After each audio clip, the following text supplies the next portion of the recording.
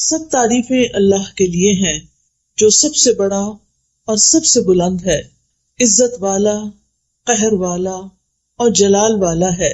سب تعریفیں اللہ کے لیے ہیں جو نہایت بردبار اور عظیم ہے۔ سب تعریفیں اللہ کے لیے ہیں جو اپنے بندوں کی توبہ قبول فرماتا ہے، برائیوں کو معاف کر دیتا ہے، گناہوں سے تجاوز فرماتا ہے، لغزشوں کو بخش دیتا ہے۔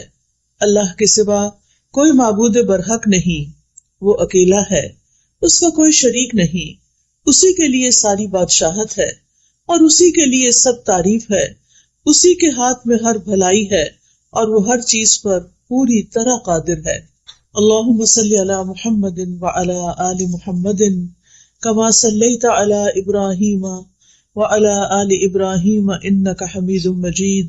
اللہم بارک علی محمد وعلی آل محمد کما بارکت علی ابراہیم وعلی آل ابراہیم انک حمید مجید۔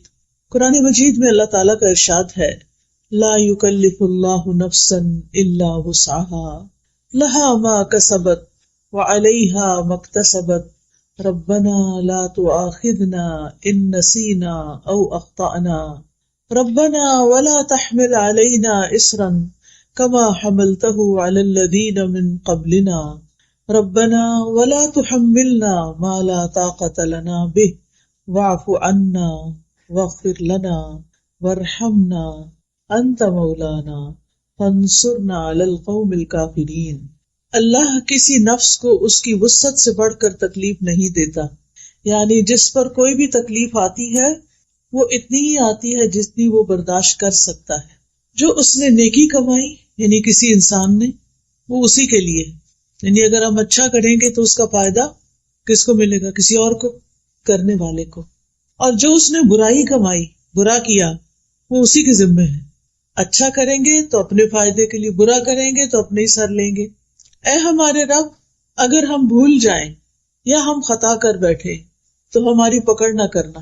کتنی خوبصورت دعا ہے، کیونکہ ہم انسان ہیں نا، ہم بھول جاتے ہیں، ہم سے غلطیاں ہو جاتی ہیں، پھر ہم غلطی کر کے کس کے پاس جائیں؟ اللہ ہی کے پاس، کیونکہ اللہ تعالیٰ ہی معاف کرنے والا ہے۔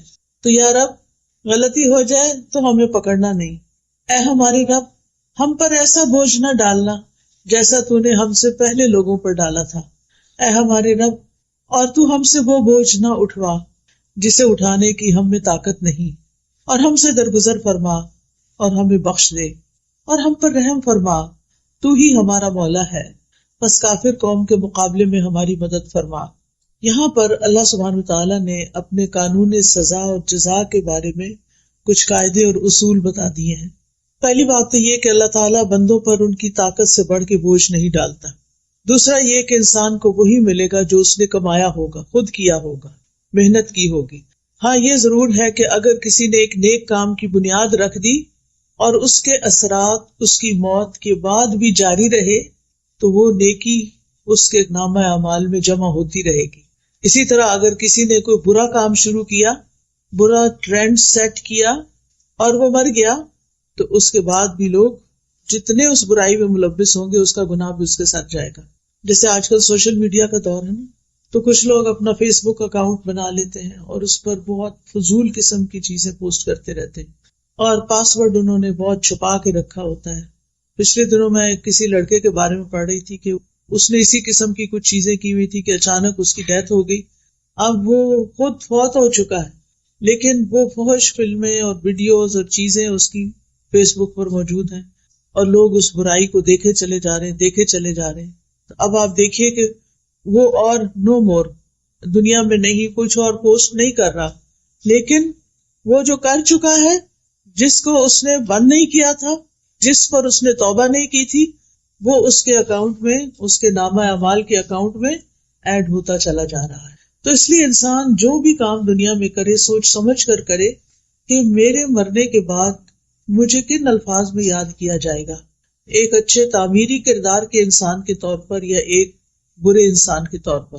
کیونکہ مرنے کے بعد انسان کے لیے جو گواہیاں ہوتی ہیں لوگوں کی، مثلا اگر آپ کا اخلاق اچھا ہے، آپ لوگوں کو فائدہ پہنچانے والے ہیں، لوگوں کے کام آنے والے ہیں، تو جس دن آپ دنیا سے جائیں گے اس دن لوگ آپ کے بارے میں کیا کہیں گے؟ کیا کہیں گے بتائیے؟ بہت اچھا انسان تھا، بہت اچھا تھا. کوئی ادھر سے آئے گا اس نے یہ فائدہ مجھے پہنچایا، کوئی ادھر سے آئے گا وہ روئے گا، وہ کہے گا وہ میرے لیے تو بہت کچھ کرتا تھا، مجھے تو بہت اچھے مشورے دیتا تھا، مجھے تو اس نے فلاں فلاں موقع پہ ہیلپ کی. یعنی لوگ اس کی اچھائیاں یاد کریں گے. اور اگر آپ نے کسی کی زندگی اجیرن کر رکھی ہے، کسی کی لائف میں زہر گھول رکھا ہے، تو مرنے کے بعد لوگ کیا گواہیاں دیں گے؟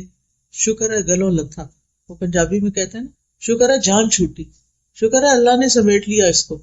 اور اس کی تکلیفیں یاد کر کے تکلیف محسوس کریں گے.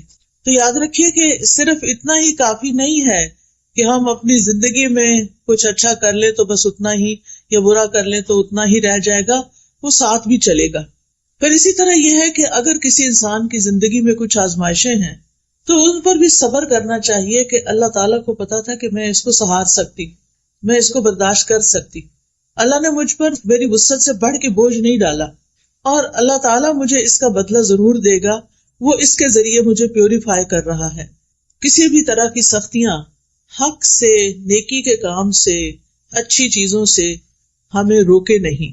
اور اللہ کی ایک سنت رہی ہے، ایک طریقہ رہا ہے، وہ کیا کہ جب بھی کوئی اچھا کام کرے گا تو اس کو باتیں سننی پڑے گی، اس کو مشکلات آئیں گی. اور ایسا کیوں ہوتا ہے؟ یہ اس لیے ہوتا ہے تاکہ اس بندے کا کھرا کھوٹا ہونا جانچ لیا جائے. کیونکہ جو شخص سچا ہوگا، جو سچے دل سے اللہ کی طرف آیا ہوگا، وہ لوگوں کی باتوں سے پیچھے نہیں ہٹے گا. کیونکہ وہ لوگوں کی وجہ سے تو نہیں آیا نا کہ لوگ اچھا کہیں گے تو میں اچھا بنوں گا، لوگ اچھا نہیں کہیں گے تو میں پیچھے ہٹ جاؤں گا. وہ تو اس لیے اچھا کر رہا ہے کہ اللہ تعالیٰ کی خاطر اللہ کو پسند ہے اچھا کرنا، اور وہ لوگوں کی باتیں سن کے اچھائی کرنا چھوڑے گا نہیں. تو یاد رکھیے کہ اللہ تعالیٰ نے ہم پر جتنی بھی عبادات فرض کی ہیں، جتنے بھی ہمیں نیکی کے کام بتائے ہیں، چاہے وہ اللہ کے حقوق سے متعلق ہیں یا بندوں کے حقوق سے متعلق، وہ سارے کے سارے اتنے ہی ہیں جتنی ہماری برداشت ہے. ہمارے لیے 5 نمازیں فرض کی، وہ ایسا نہیں کہ ہم پڑھ نہیں سکتے تھے اور ہمارے لیے بہت ہی مشکل ہے، نہیں. اول تو 50 کی گئی تھی نا، یاد ہے نا، جو معراج پر نبی صلی اللہ علیہ وسلم تشریف لے گئے، اور جو باقی صرف 5 رہ گئی، مگر ثواب 50 کا ہی ملتا ہے. ہر نماز کا ثواب 10 گنا ملتا ہے، اور وہ ایک نماز کی جگہ 10 لکھی جاتی. اور یہ بھی اس امت کے لیے بہت بڑی اللہ تعالیٰ کی رحمت ہے. تو یاد رکھیے اللہ تعالیٰ کے جتنے بھی احکامات ہیں وہ سارے ایسے ہی ہیں کہ جن کو ادا کرنے کی ہم میں طاقت ہے، ہم میں ہمت ہے. اور اللہ تعالیٰ نے دین میں کوئی تنگی اور حرج نہیں رکھا. ہمارا دین آسان ہے اگر ہم عمل کرنا چاہیں، اور جو لوگ کرتے ہیں وہ بھی انسان ہی ہوتے ہیں اور وہ خوشی سے کر بھی جاتے ہیں. رسول اللہ صلی اللہ علیہ وسلم نے فرمایا، انما بعثت بالحنیفیۃ السمحۃ، مجھے نرمی اور سہولت والی شریعت دے کر بھیجا گیا ہے. نبی صلی اللہ علیہ وسلم نے یہ بھی فرمایا، بے شک یہ دین آسان ہے، جو شخص دین میں سختی اختیار کرے گا تو دین اس پہ غالب آ جائے گا، یعنی اس کی سختی چل نہیں سکتی، وہ زیادہ دن وہ نہیں کر سکتا. لہٰذا اپنے عمل میں پختگی اختیار کرو، یعنی جمے رہو، اور جہاں تک ممکن ہو میانہ روی برتو، اور خوش ہو جاؤ، اور صبح، دوپہر اور شام اور کسی قدر رات میں عبادت سے مدد حاصل کرو. آپ دیکھیے کہ فجر کی نماز کے بعد کتنا سارا گیپ ملتا ہے ظہر تک، پھر ظہر کے بعد عصر تک، عصر کے بعد مغرب تک، عشاء تک. ایک لمبا دن ہوتا ہے، چھوٹے دن ہو تب بھی. یعنی اللہ سبحانہ تعالیٰ نے ہم پر ایسی عبادت فرض نہیں کی کہ اس سے ہمیں فرصت ہی نہ ملے اور ہم دنیا کا کوئی کام نہ کر سکیں. تو اس لیے ہمیں ساری عبادات خوشی سے کرنی چاہیے، اللہ تعالیٰ کے احکامات خوشی سے قبول کرنے چاہیے، کیونکہ ان سب پر اجر و ثواب ہے، اور انسان جو کچھ کرتا ہے اس کا صلہ اس کو مل کر رہے گا. اور پھر آپ دیکھیے کہ بعض اوقات گناہ کرنے کے لیے بھی انسان کو محنت کرنی پڑتی. جو لوگ چوری کرتے ہیں وہ آسانی سے تھوڑی کرتے ہیں، اسی طرح جو لوگ اور غلط کام کرتے ہیں اس کے لیے بڑے وسیلے اختیار کرتے ہیں، لیکن چونکہ نفس اس کی طرف ہوتا ہے تو مشکل نہیں لگتا. نیکی کے لیے ہمارا نفس نہیں مانتا، ہمارے اندر سے وہ موٹیویشن نہیں ہوتی. لیکن جب آپ مثلاً حج یا عمرہ کرنے جاتے ہیں تو آپ کے اندر ایک موٹیویشن ہوتی ہے نا، وہاں جا کے اللہ کا گھر دیکھ کے، اتنے سارے لوگ نماز پڑھ رہے ہوتے ہیں ان کو دیکھ کے. یہ آپ تھوڑی کرتے ہیں کہ وہاں جا کے لیٹ جائیں، آپ فوراً اٹھتے ہیں، جلدی کرتے ہیں، تھوڑا سا بھی سو کے. اسی طرح رمضان کا مہینہ آتا ہے تو اس میں بھی آپ دیکھیں کہ آپ کا شوق کتنا بڑھ جاتا ہے. تو جب شوق بڑھ جاتا ہے، ذوق بڑھ جاتا ہے، تو عمل آسان ہو جاتا ہے. تو اس لیے انسان کو اپنے لیے کوئی نہ کوئی ایسے ٹارگیٹس رکھنے چاہیے کہ جن کے ذریعے انسان کا نیکی کے کاموں میں شوق بڑھتا رہے. ایسے لیکچرز میں جائیں، مساجد میں جائیں، جمعہ خطبہ اٹینڈ کریں، ایسی مجالس اٹینڈ کریں، ایسے ہاسپٹلز میں جائیں جہاں پر بیماروں کو دیکھ کے آپ کا دل پسیجے. کبھی کبھی قبرستان جائیں اور جا کے دیکھیں کہ اس سے پہلے کے لوگ کہاں پڑے ہیں آج، جن کے عالی شان گھر تھے، جن کے پاس جیولری تھی، کپڑے تھے، سب کچھ تھا، لیکن آج وہ زمین کے اندر ہیں. تو یہ چیزیں انسان کی عبادت میں اس کے لیے موٹیویشن کا سبب بنتی ہیں. تو بہرحال ہمیں یہ یاد رکھنا چاہیے کہ قیامت کے دن کوئی کسی کا بوجھ نہیں اٹھائے گا، کوئی کسی کی نیکی چھین کے نہیں لے جائے گا، اور کوئی اپنی برائی اس پہ ڈال کے نہیں چلا جائے گا. دنیا میں تو ایسا ہوتا ہے نا کہ ہماری چیزیں بعض اوقات دوسرے لوگ نکال لیتے ہیں، چرا لیتے ہیں، لے جاتے ہیں. کبھی گھر کے اندر بھی ہوتے ہیں، سسرال میں بعض سسرالی لوگ ان کی چیزیں استعمال کرنا شروع کر دیتے ہیں. اسی طرح بعض اوقات یہ ہے کہ لوگ اپنے گھر کا کوڑا آپ کے دروازے پہ پھینک دیتے ہیں. یہاں تو خیر نہیں ایسی چیزیں ہوتی، لیکن جہاں ہوتی ہیں سو ہوتی ہیں. تو یہ اللہ تعالیٰ کا ہم پر بہت بڑا احسان ہے کہ اللہ سبحانہ تعالیٰ نے ہم پر ہماری وسعت سے بڑھ کے بوجھ بھی نہیں ڈالا، اور ہماری نیکی کو ہمارے لیے لکھا، اور ہمارے گناہ کو بھی ہمارے لیے، کسی اور پہ نہیں ڈالا، اور کسی کا ہم پہ نہیں ڈالا. پھر ہم دعا کرتے ہیں ربنا لا تؤاخذنا ان نسینا او اخطانا، اللہ تو ہمیں نہ پکڑنا اگر ہم بھول جائیں یا ہم کوئی خطا کر بیٹھے. یہاں پر آپ دیکھیے کہ ہم جب دعا مانگتے ہیں تو ربنا کہتے ہیں. رب کا مطلب کس کس کو آتا ہے؟ رب کون ہوتا ہے؟ خالق، مالک، مدبر، جس نے پیدا کیا، جو ہمارا مالک ہے، اور جو ہمارے ساری چیزوں کی تدبیر کر رہا ہے. ہم نے کیا کھانا ہے، کیا پینا ہے، کہاں رہنا ہے، یہ ہم تو اب ساتھ ساتھ زندگی میں یہ چیزیں ایکسپیرئنس کر رہے ہیں نا، لیکن اللہ تعالیٰ نے یہ سارا کچھ پہلے سے ہی لکھ کے رکھا ہوا تھا، پہلے سے لکھ کے رکھا ہوا تھا سب کچھ. جو چیزیں آج ہمیں مل رہی ہیں اللہ تعالیٰ کو پہلے سے ہی پتا تھا، تو اس نے ہمارے لیے تدبیر کی، اس نے ہمارے لیے وسائل پیدا کیے. تو انسان اپنے اس رب کو پکار رہا ہے کہ اے رب، تو میرا رب ہے، تو نے مجھے پیدا کیا ہے، تو نے مجھے سب کچھ دیا ہے، اب تو مجھے معاف بھی کر دے. تو نے مجھے رزق دیا، تو نے مجھے اولاد دی، تو نے مجھے گھر بار دیا، تو نے مجھے سب کچھ دیا، لیکن میں نے تیرا حق ادا نہیں کیا، میں نے تیرا حق ادا نہیں کیا. تو نے مجھے نعمتیں دی اور میں نے جواب میں تیری ناشکری کی، تیری نافرمانی کی. کتنی دفعہ ایسا ہوتا ہے نا کہ ہم کسی تفریح پہ جاتے ہیں، کچھ پکنک پہ جاتے ہیں، اور وہاں جا کے نماز پڑھنا ہی بھول جاتے ہیں، سیر و تفریح کرتے ہیں، کھاتے پیتے ہیں، انجوائے کرتے ہیں، اور اللہ کو بھول جاتے ہیں. اپنے پیاروں کو تو نہیں بھولا جاتا نا. خوشی کے موقع پر پیارے تو یاد رہتے ہیں. آپ کوئی اچھی چیز کھا رہے ہوں تو آپ کے بچے دور ہوں تو آپ کا کیا دل چاہتا ہے. مائیں اکثر کیا کہتی ہیں، میرے بیٹے کو یہ پلاؤ بڑا پسند تھا، پتہ نہیں بیچارہ پڑھنے گیا ہوا ہے وہاں کیا کھاتا ہے کیا نہیں کھاتا. تو پیاروں کو یاد رکھتے ہیں نا خوشی کے موقع پر. اسی طرح جب کوئی غم اور دکھ کا وقت ہوتا ہے تو پھر کون یاد آتا ہے؟ اپنے یاد آتے ہیں. کوئی فوت ہو جائے تو سارے بے شک آ جائیں، یعنی آس پاس کے لوگ، لیکن جب کوئی اپنا آتا ہے تو گلے لگ کے روتا ہے انسان. اس کے ساتھ شیئرنگ کچھ اور طرح کی ہوتی ہے. تو اللہ تعالیٰ کے ساتھ بالکل اپنوں والا تعلق ہونا چاہیے، اللہ تعالیٰ کو قریب محسوس کرنا چاہیے، اپنا ہر خوشی اور غم اس کے ساتھ شیئر کرنا چاہیے، اس کی طرف رجوع کرنا چاہیے، نعمتیں ملنے پر شکر ادا کرنا چاہیے، تکلیف آنے پر اس سے صبر مانگنا چاہیے اور دعا کرنی چاہیے. اور یہاں پر انسان کیا کہتا ہے؟ ربنا لا تؤاخذنا ان نسینا. نسینا کا لفظ ہے نا نسیان سے ہے. نسیان کہتے ہیں کسی معلوم چیز سے غافل ہو جانا، اس کو بھول جانا. چابی رکھ کے کہیں بھول گئے، پتا ہے کہ چابی میری ہے، کون سی ہے، کیسی ہے، لیکن پتہ نہیں چل رہا کہاں رکھ دی ہے. یعنی ایک چیز جس کو انسان جانتا ہو پھر وہ اس کے دماغ سے غائب ہو جائے تو اس کو ہم بھول جانے کا نام دیتے ہیں. اور خطا جو ہے وہ نافرمانی کرنا ہوتا ہے، مخالفت کرنا. ارادہ نہ بھی ہو تو انسان اس کے اپوزٹ کر جاتا ہے جو اللہ تعالیٰ نے اس کو کرنے کے لیے کہا ہوتا ہے. اسی طرح کسی حکم سے جاہل ہونا، پتہ ہی نہیں کہ وہ کیا کرنا ہے. کیا ہم میں سے ہر ایک کو پورے دین کا پتہ ہے؟ ہم سب کچھ تو نہیں جانتے نا، لیکن ہماری زندگی میں ایسی سچویشنز آتی ہیں کہ ہمیں کرنا کچھ اور چاہیے، ہم کچھ اور کر بیٹھتے ہیں، ہے نا ایسا؟ تو یہ بھی خطا ہوتی ہے.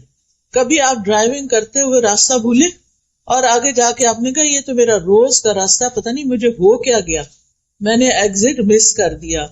ہوتا ہے نا، جان بوجھ کے کیا ہوتا ہے نہیں. کیوں؟ باتوں میں لگ جاتے ہیں. جب ڈرائیور باتوں میں لگ جاتا ہے تو اکثر رستہ بھول جاتا ہے.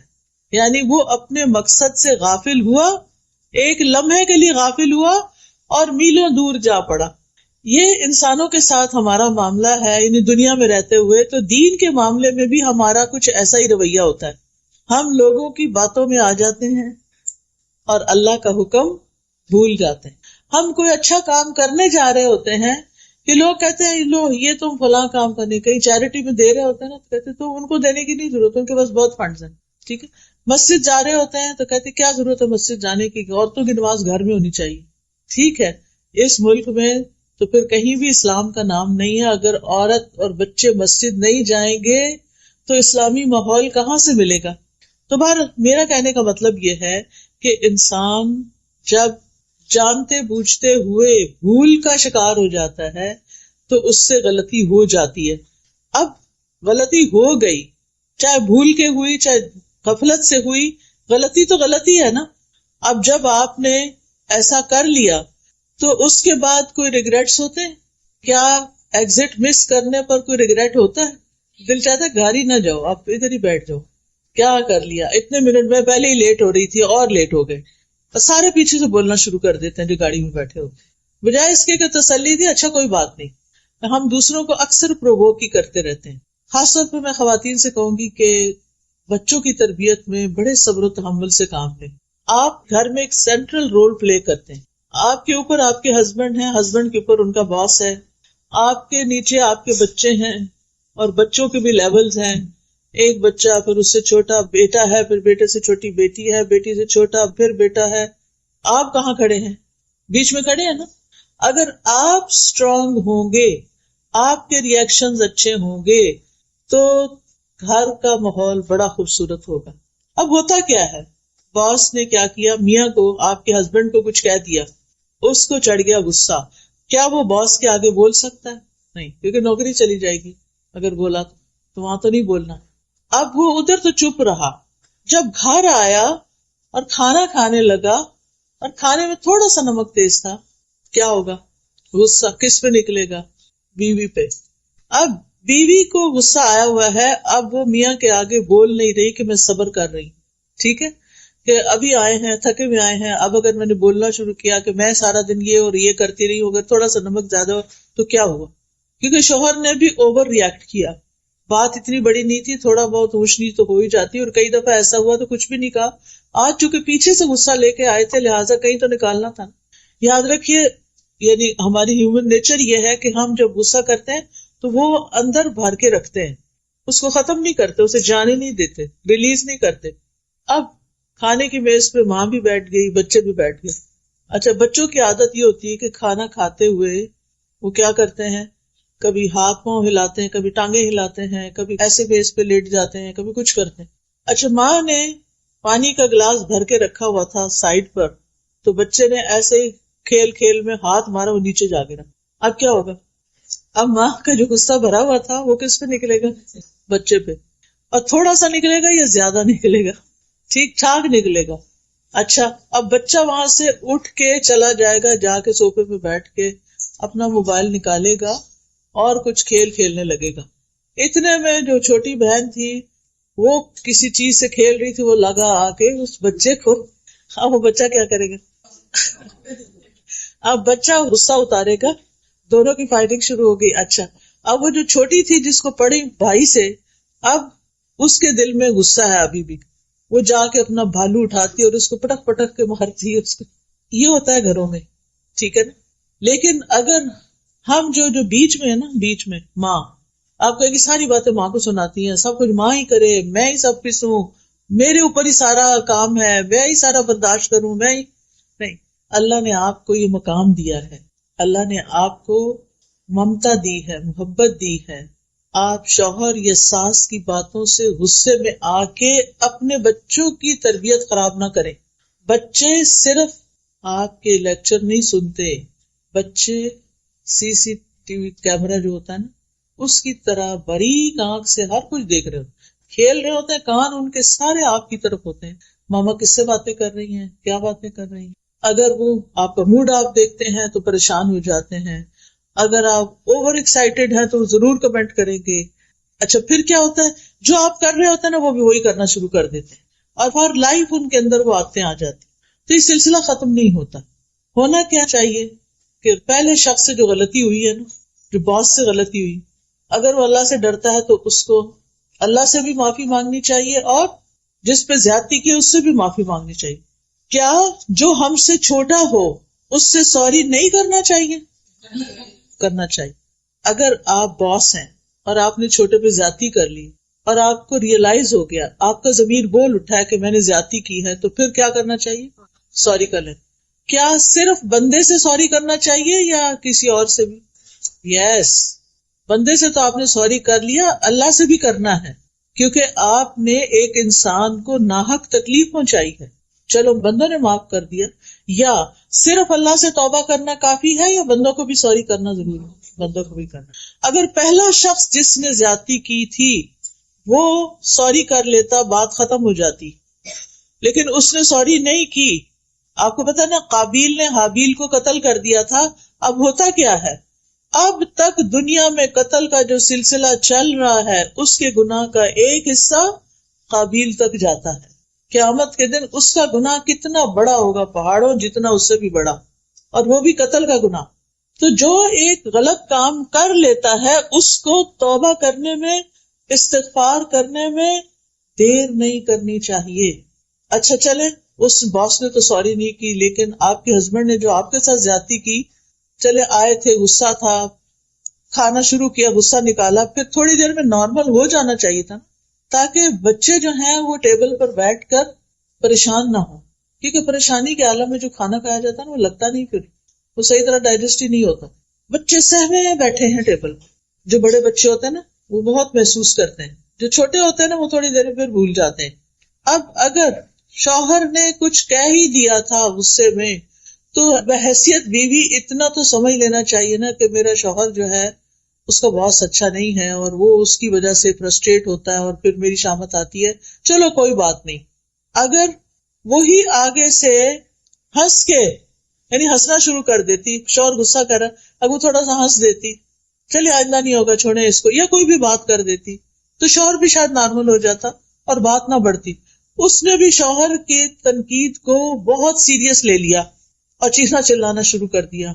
بچوں نے وہ تماشا دیکھا، تھوڑی دیر میں بچے نے تماشا کیا، اس پہ اور اس پہ اور اس پہ اور. یعنی آپ سوچئے وہ پہلی غلطی کتنی غلطیوں میں کنورٹ ہوئی.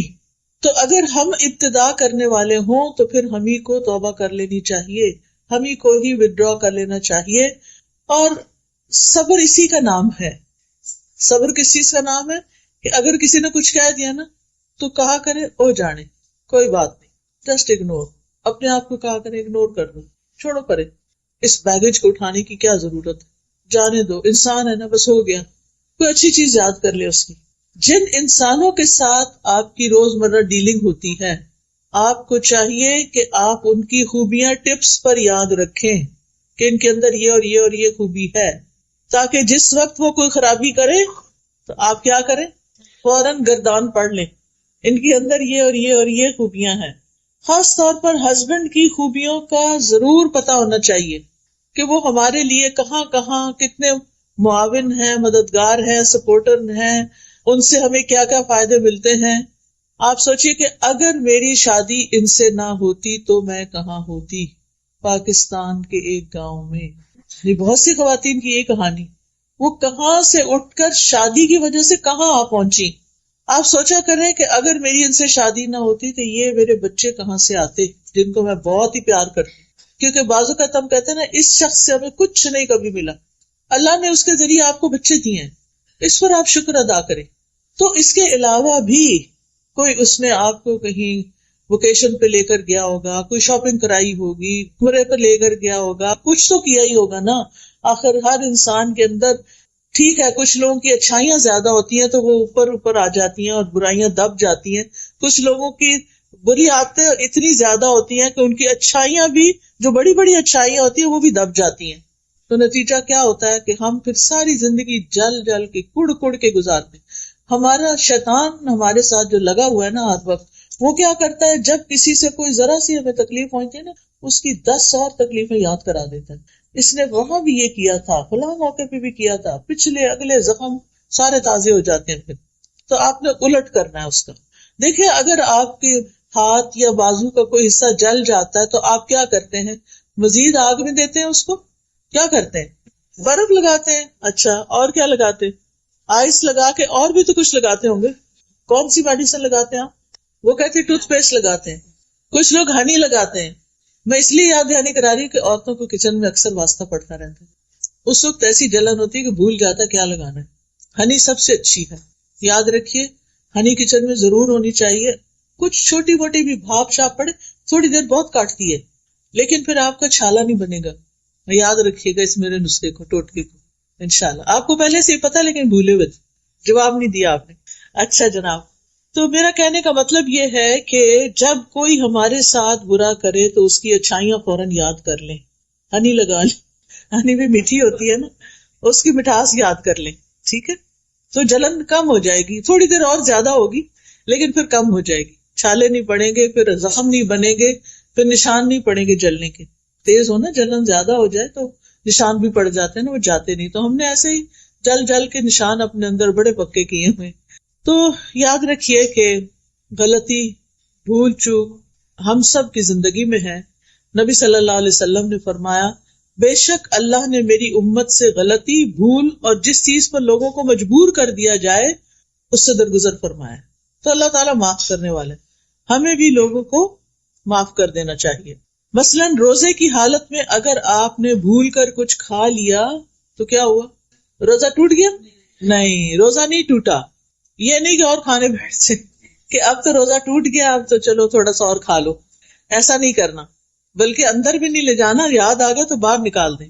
ٹھیک ہے، لیکن ایک بات یاد رکھیے، ارادتاً کیے ہوئے گناہوں پہ پکڑ ہوتی ہے جو جان بوجھ کے انسان کرتا ہے. قرآن مجید میں آتا ہے وَلَيْسَ عَلَيْكُمْ جُنَاحٌ فِي مَا أَخْطَأْتُمْ بِهِ وَلَكِن مَا تَعَمَّدَتْ قُلُوبُكُمْ، اور تم پر اس میں کوئی گناہ نہیں جس میں تم نے خطا کی، اور لیکن جو تمہارے دلوں نے ارادے سے کیا اس پر پکڑ. جس چیز کا پتہ چل جائے یہ غلط ہے تو پھر کیا کرے، چھوڑ دے. چھوڑنے کی پوری کوشش کرے. نہ چھٹ رہی ہو وہ برائی، اللہ سے خوب دعائیں شروع کر دے، اللہ میں اپنی اس بری عادت سے بہت تنگ ہوں، میں یہ غلط کام نہیں کرنا چاہتی لیکن I can't help myself، بار بار میں اس میں جا پھسلتی ہوں، گر جاتی ہوں. مثلاً اگر آپ کو سیل فون پر کوئی بری چیز دیکھنے کی عادت پڑ گئی ہے، آپ کا وقت بھی ضائع ہوتا ہے، آپ کی نگاہیں بھی خراب ہوتی ہیں، تو آپ اس سے چھٹکارا چاہتے ہیں، پھر اللہ کی مدد لیں، استغفار کریں، توبہ کریں اور اس ایپ کو ڈیلیٹ کر دیں. ٹھیک ہے، اور اس کے قریب نہ جائیں. لا تقربوا الزنا، آنکھوں کا بھی زنا ہوتا ہے نا جب انسان فحش چیزیں دیکھتا ہے. قرآن مجید میں آتا ہے ولا تقربوا الزنا، زنا کے پاس بھی نہیں جانا.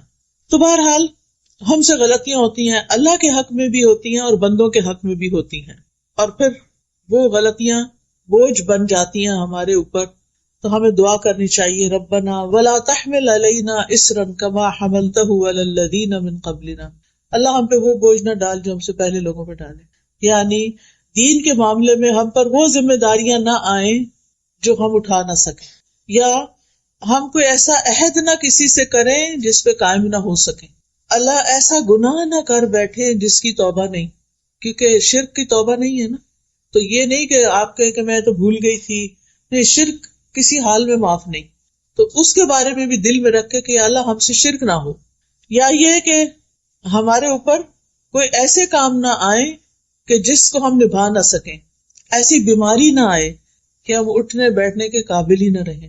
اللہ سے دعا کرنی چاہیے کہ اللہ تعالیٰ برے بڑھاپے سے اور بدترین بیماریوں سے ہمیں بچا کے رکھنا.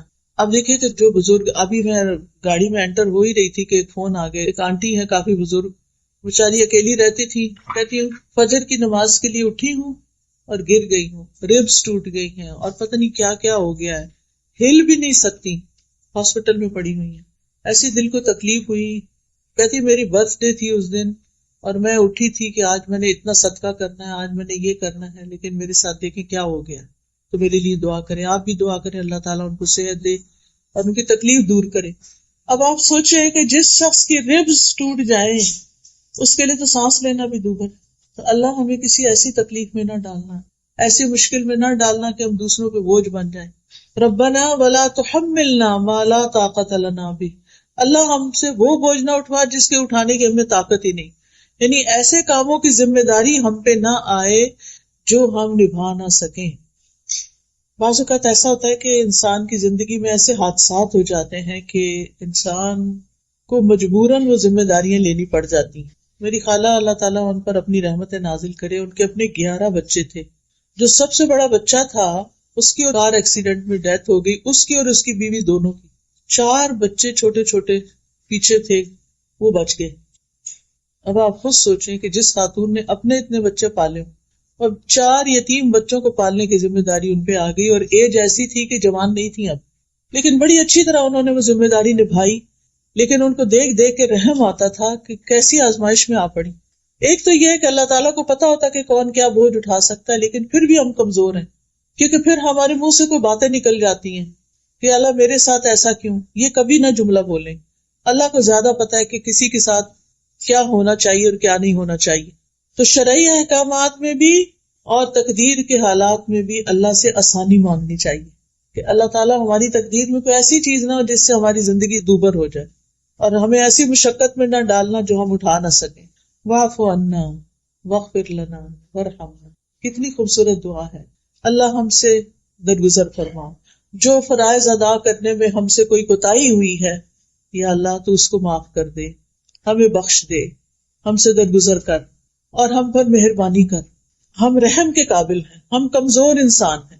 تو گناہگار انسان 3 چیزوں کا محتاج ہوتا ہے کہ جو معاملہ اللہ اور بندے کے درمیان ہے اللہ اسے درگزر کرے، اور دوسرا یہ کہ اللہ بندوں سے اس کی گناہ کو پردے میں رکھے۔ واغفر لنا، استغفار کا مطلب ہوتا ہے ڈھانک دینا۔ بعض اوقات ہم کوئی ایسا گناہ کر بیٹھتے ہیں جس کا صرف اللہ کو پتا ہوتا ہے، اور پھر ہم ڈرتے ہیں کہ کئی لوگوں کو پتا نہ چل جائے۔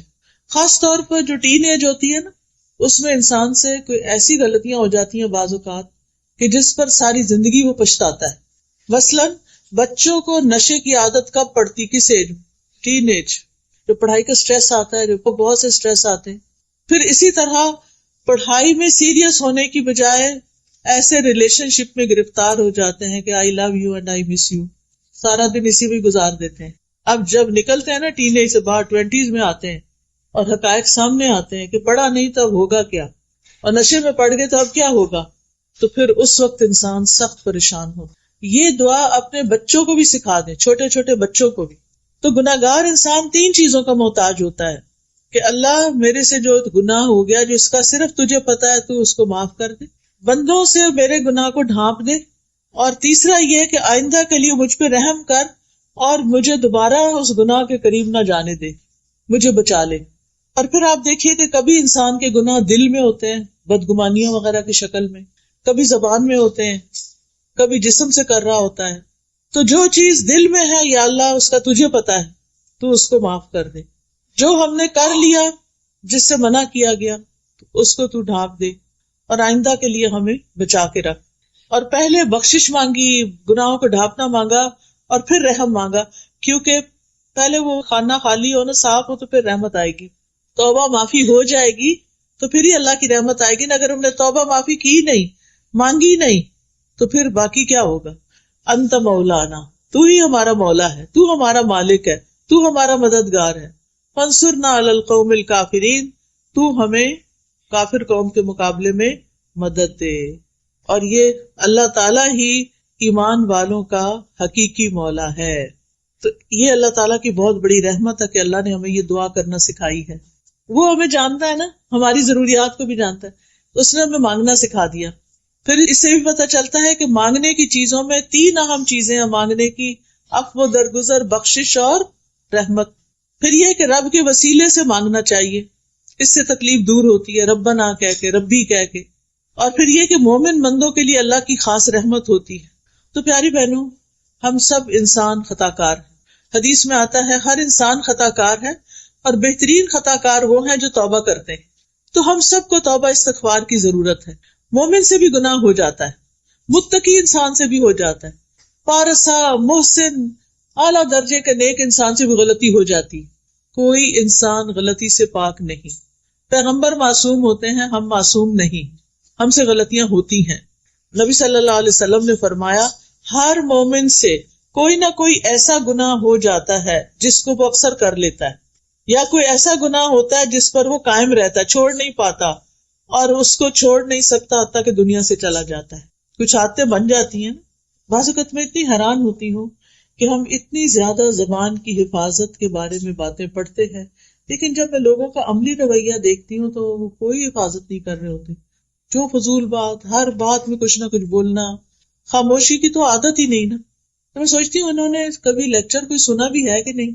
یعنی وہ اپنی بری عادتوں سے باز نہیں آتے، دوسروں کو تکلیف دینے سے باز ہی نہیں آتے.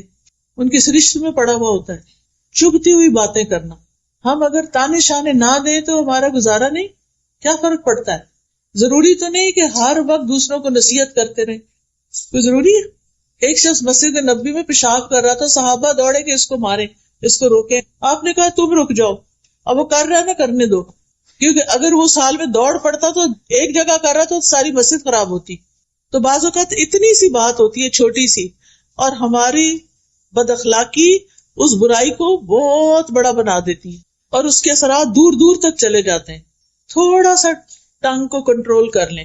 ہر چیز میں کمنٹ نہیں دیا کریں، ہر چیز میں اظہار خیال نہ کیا کریں، ہر چیز میں اپنی رائے دینے نہ بیٹھ جایا کریں. آپ اپنے آپ کو کیا سمجھتے ہیں؟ مجھے تو کبھی یہ سمجھ نہیں آتا کہ ہم کیا سمجھتے ہیں کہ ہم کون ہیں. ہم عالم ہیں، ہم مفتی ہیں، ہم مربی، ہم کون ہیں؟ ہم تو ایک عام انسان ہیں. ہمیں حق نہیں پہنچتا کہ ہم ہر وقت ٹوکا ٹوکی کرتے رہیں. کئی بزرگوں نے گھر میں لوگوں کی زندگی حرام کی ہوئی ہوتی ہے معذرت کے ساتھ. ان کے اپنے بچے ان کو چھوڑ کے بھاگنے کے لیے تیار ہوتے ہیں کہ کس دن ہماری کہیں اور جاب ہو اور ہم موو آؤٹ کریں. تو یہ سب کچھ کیا ہے؟ یہ ہمارے رویے ہیں کہ لوگ ہمارے ساتھ کمفرٹیبل نہیں ہوتے، لوگ ہمارے ساتھ رہنا نہیں چاہتے، کیونکہ ہم لوگوں کو اپنے رویوں سے بیزار کر دیتے ہیں. تو حدیث میں آتا ہے من سمت نجا، جو خاموش رہا، چپ رہا، اس نے نجات پائی. بعض اوقات کوئی دنیا کے کسی حصے کی طرف کی بات کر رہا ہوتا ہے، فلاں ملک میں یہ ہو گیا، اب ہم نے کوئی کمنٹ کرنا ہوتا ہے. انہوں نے کیا ہوگا نا کچھ خرابی، آ گیا نا ان پہ عذاب. بھائی کس نے آپ کو بتایا؟ آپ نے اللہ کا فیصلہ جان لیا کہ اللہ نے ان کو اس امتحان میں کیوں ڈالا. تو ہر بات بے بات پر نہ بولا کریں، خاموش رہنا بھی سیکھیں. اور بزرگوں کو خاص طور پہ میں کہوں گی، میں نہیں کہتی کہ بچوں کو کھلی چھوٹ ہے جو مرضی چاہے. بچوں کے اندر بھی آپ دیکھیں بچے بدتمیزی سے بات کرتے ہیں، ہم ہنستے ہیں. آج کل کے بچے بڑے ہوشیار ہیں، آج کل کے بچے بڑے اسمارٹ ہیں، آج کل کے بچے بڑے کانفیڈنٹ ہیں.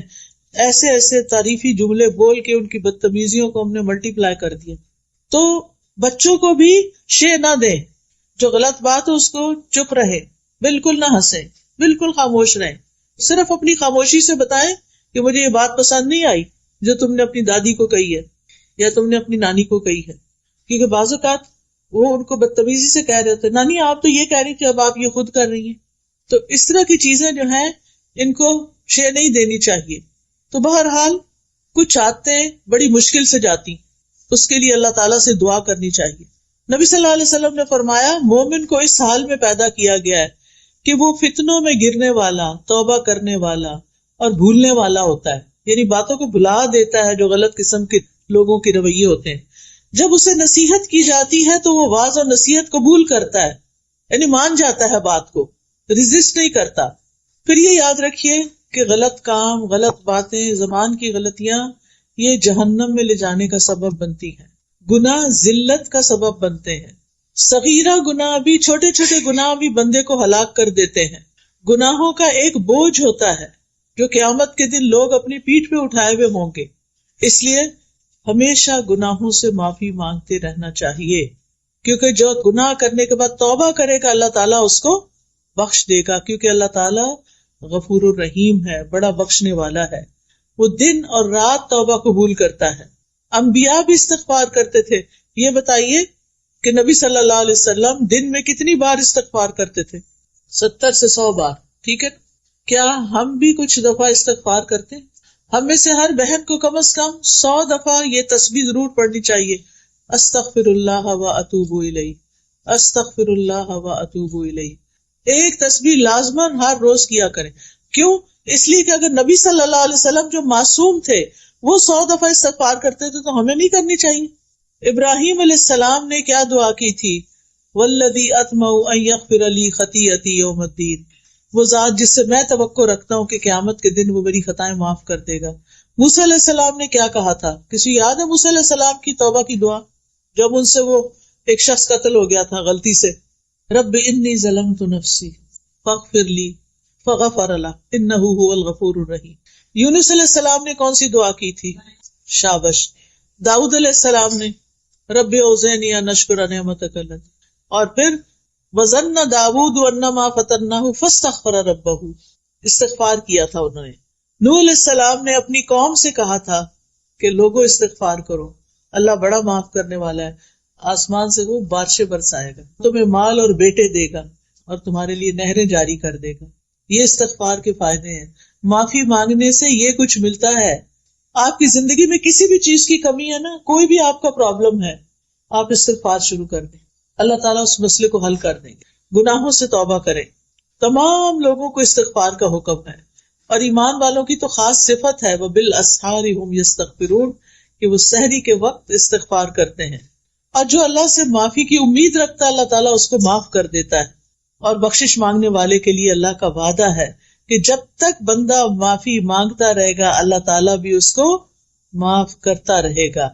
ہر بار گناہ کرنے پر سچی توبہ کرتے رہنا چاہیے، شرمندگی سے معافی مانگتے جانا چاہیے، اور جو استغفار کرے گا اللہ تعالیٰ اس کی بخشش فرما دے گا.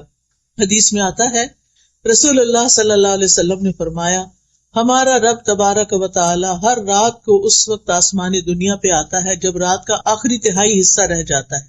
وہ کہتا ہے کوئی جو مجھ سے دعا کرے تو میں اس کی دعا قبول کروں، ہے کوئی جو مجھ سے مانگے تو میں اسے عطا کروں، ہے کوئی جو مجھ سے بخشش طلب کرے تو میں اس کو بخش دوں. کتنی بڑی بات ہے. اللہ تعالیٰ خود بلاتے ہیں آؤ بخشش مانگو، میں معاف کر دوں گا. ہماری بعض نعمتوں کے راستے میں ہمارے گناہ رکاوٹ ہوتے ہیں، ان سے معافی مانگ لیں تو وہ نعمتیں واپس آ جاتی ہیں. بڑے سے بڑا گناہ استغفار سے معاف ہو جاتا ہے، اور توبہ انسان کو گناہوں سے پاک کر دیتی ہے. استغفار دلوں کی صفائی کا ذریعہ ہے. گناہ سے دل پہ سیاہ نقطہ لگتا، پھیل جاتا، دل کالے ہو جاتے ہیں. استغفار ان کو چمکا دیتا ہے. استغفار سے برائیاں نیکیوں میں بدل جاتی ہیں، اللہ کی رحمت ملتی ہے، اللہ کی محبت ملتی ہے، کامیابیاں نصیب ہوتی ہیں، اچھا سامان زندگی ملتا ہے، رزق، مال اور اولاد میں اضافہ ہوتا ہے، انسان کو خیر و برکت اور طاقت نصیب ہوتی ہے. کچھ بیماریوں کا علاج بھی استغفار ہے. پھر سینے کی تنگی دور ہوتی ہے، دل کی گھٹن، ڈپریشن، اس کا علاج بھی استغفار ہے. بندے کی حالت بہتر ہونے لگتی ہے.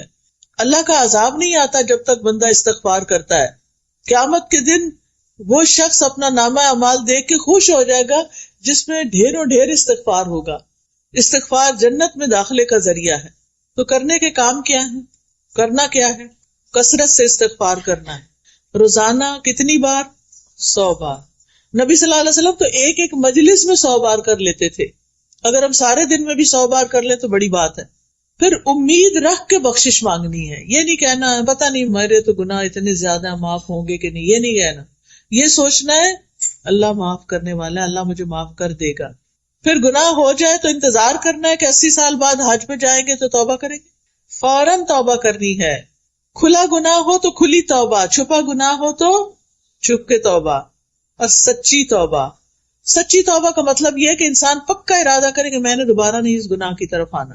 پھر یہ ہے کہ شرمندہ ہونا اور آئندہ نہ کرنے کا وعدہ کرنا اور گناہوں سے ڈرتے رہنا.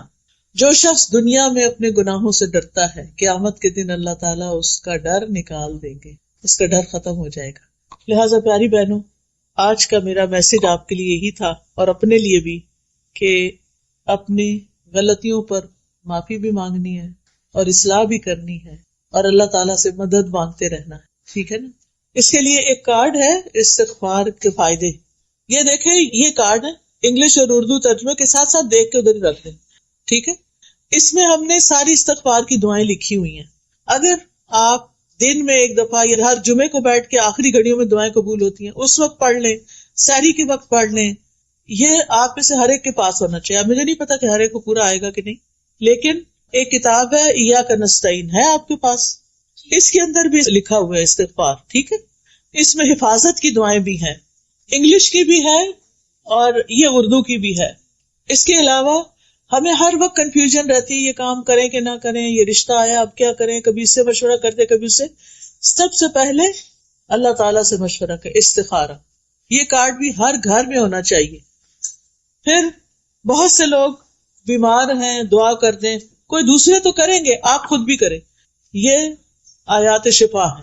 اچھا، بعض لوگوں کی بیماری ڈائگنوز نہیں ہوتی، ڈاکٹرز کہتے ہیں آپ کو کچھ بھی نہیں، لیکن آپ کہتے ہیں میں ٹھیک نہیں، ایسا ہوا کبھی؟ ہوتا ہے، ہر ایک کے ساتھ ہی تھوڑا بہت ہوتا ہے۔ اس کا علاج یہ کہ بیری کے پتے، پتہ نہیں یہاں تو بیری اگتی ہے کہ نہیں، لیکن اگر نہیں بھی تو آپ پانی کے اوپر یہ آیات پڑھ کے دم کر کے پھر اس میں سے کچھ گھونٹ پی بھی لیں اور کچھ اسپرے بوٹل میں رکھ لیں، اپنے اوپر اسپرے کر لیا کریں اور اس سے اپنے جسم پر بھی بہا لیں، تو انشاءاللہ بہت سی بیماریاں ٹھیک ہو جائیں گی۔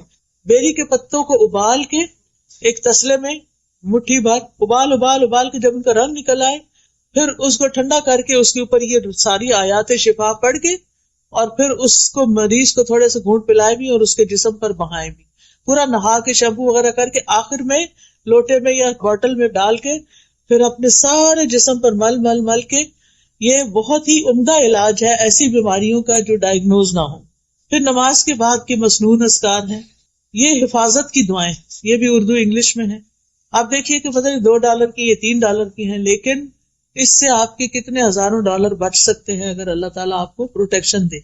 یہ دعائیں جو ہیں مومن کا ہتھیار ہوتی ہیں، قلعہ ہوتی ہیں۔ پھر اسی طرح تسبیحات کے فائدے انگلش میں ہیں، یہ لا الہ الا اللہ کا کارڈ ہے، آپ کے ساتھ اگر نان مسلم کام کرتے ہیں تو آپ ان کو یہ کارڈ دے سکتے ہیں کسی بھی موقع پر، تاکہ ان کو پتہ چلے کہ اللہ کے سوا کوئی الہ نہیں۔ جو نعمتیں ملی ہیں اگر آپ ان کو باقی رکھنا چاہتے ہیں تو یہ شکر ادا کرنے کا کارڈ ہے، الحمدللہ، ٹھیک۔ الحمدللہ کہنے سے نعمتیں بڑھتی بھی ہیں اور جو ہے محفوظ بھی رہتی ہیں، نقصان سے آپ بچتے ہیں۔ تو آپ کو کیا کرنا ہے، یہ جیسے کوئی شادی ہوتی ہے کسی کی یا کچھ، شادی کے تحفے کے ساتھ آپ یہ کارڈ بھی دے سکتے ہیں۔ اور یہ قرض تو آج کل ہر ایک کے اوپر ہی ہوتا ہے، یہ اس سے نجات کی دعائیں ہیں، اور یہ قرآنی اور مسنون دعائیں ہیں، اذکار ہیں، یہ بھی بہت فائدے کے ہیں، ہر ایک کے پاس ہونی چاہیے، کیونکہ بہت محنت سے یہ سب کچھ تیار کیا گیا اور بہت محنت سے ہم اسے مسیساگا سے اٹھا کر لائے ہیں۔ تو یہ آج ساری ٹیبل خالی ہو جانی چاہیے، ٹھیک ہے نا، انشاءاللہ یہ آپ کے لیے صدقہ جاریہ بھی ہوگا، آپ جس کو دیں گے وہ پڑھے گا، اس کی تکلیف حل ہوگی تو آپ کو بھی فائدہ ہوگا انشاءاللہ۔ تو اب ہم دعا کر لیتے ہیں۔ سبحان اللہ والحمد للہ ولا الہ الا اللہ واللہ اکبر ولا حول ولا قوة الا باللہ العلی العظیم۔ اللہم صلی علی محمد وعلی آل محمد کما صلیت علی ابراہیم وعلی آل ابراہیم انک حمید مجید۔ اللہم بارک علی محمد وعلی آل محمد کما بارکت علی ابراہیم وعلی آل ابراہیم انک حمید مجید۔ ربنا آتنا فی الدنیا حسنۃ وفی الآخرۃ حسنۃ وقنا عذاب النار۔ ربنا لا تزغ قلوبنا بعد إذ هديتنا وهب لنا من لدنك رحمة إنك أنت الوهاب۔ ربنا هب لنا من أزواجنا وذرياتنا قرة أعين واجعلنا للمتقين إماما۔ ربنا لا تؤاخذنا إن نسينا أو أخطأنا۔ ربنا ولا تحمل علينا إصرا كما حملته على الذين من قبلنا۔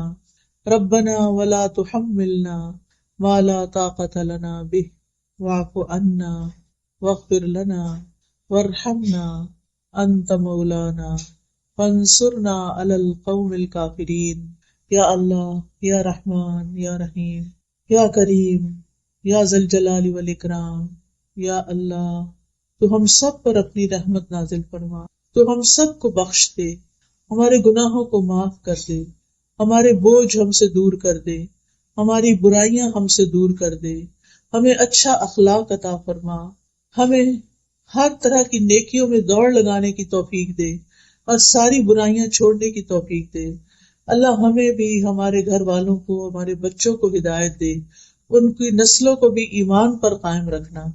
یا اللہ جتنی بہنیں آئی ہیں ان کی جو دعائیں ہیں، ان کی جو نیک تمنائیں ہیں، اللہ ان کو پورا فرما۔ یا اللہ تو ہم سب پر اپنی رحمت نازل فرما۔ یا اللہ ہمارے گناہوں کو معاف کر دے، ہماری ساری ضروریات پوری کر دے۔ یا اللہ جن کا ہم پر احسان ہے انہیں بہترین جزا دے، جنہوں نے اس مجلس کا اہتمام کیا ہے اللہ ان کو اس کی بہترین جزائے خیر دے، اور جو بہنیں آئی ہیں ان کو آنے پر یا اللہ بخش دے۔ یا اللہ ہم سب کو نیکی کا امبیسڈر بنا دے اور برائیوں سے بچا لے۔ اللہ ہمارے بچوں کو رزق حلال عطا فرما، اللہ ان کی مشکلات آسان فرما۔ یا اللہ جن کی شادی نہیں ہوئی انہیں نیک رشتے عطا فرما۔ یا اللہ جن کی اولاد نہیں انہیں نیک صالح اولاد عطا فرما۔ یا اللہ فلسطین کے مسلمانوں پر اپنی رحمت فرما، اللہ ان کی مشکل آسان کر دے، اللہ ان کی حفاظت کر دے۔ یا اللہ ہمیں ان کے لیے کچھ کرنے کی توفیق دے۔ یا اللہ ہمارے گناہوں کو معاف کر دے۔ یا اللہ اس مسجد میں خیر و برکت پیدا کر دے، اس مسجد کی انتظامیہ کو جزائے خیر عطا کر۔ یا اللہ جتنی بہنیں آئی ہیں، جنہوں نے بھی سنا ہے، جو بھی سننے والے، سب کو اجر عظیم عطا فرما۔ ہمارے والدین پر اپنی رحمت فرما، ہمارے فوت شدگان کی بخشش فرما دے، ہمیں نیکیوں کی توفیق دے۔ ربنا تقبل منا انک انت السمیع العلیم وتب علینا انک انت التواب الرحیم۔